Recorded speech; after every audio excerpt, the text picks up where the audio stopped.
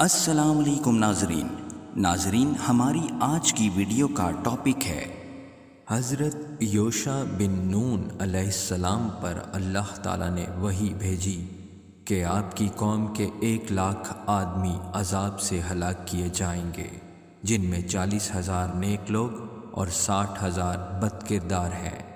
حضرت یوشع علیہ السلام نے عرض کیا کہ رب العالمین، بد کرداروں کی ہلاکت کی وجہ تو ظاہر ہے، لیکن نیک لوگوں کو کیوں ہلاک کیا جا رہا ہے؟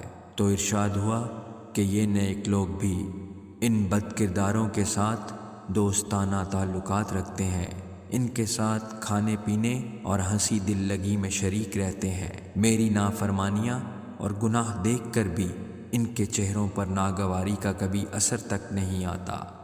مالک بن دینار رحمۃ اللہ علیہ فرماتے ہیں کہ ایک جگہ اللہ تعالیٰ نے اپنے فرشتوں کو حکم دیا کہ فلاں بستی کو تباہ کر دو۔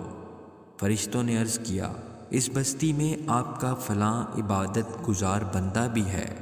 حکم ہوا کہ اس کو بھی عذاب چکھاؤ، کیونکہ ہماری نافرمانیوں اور گناہوں کو دیکھ کر اس کو کبھی غصہ نہیں آیا اور اس کا چہرہ غصے سے کبھی متغیر نہ ہوا۔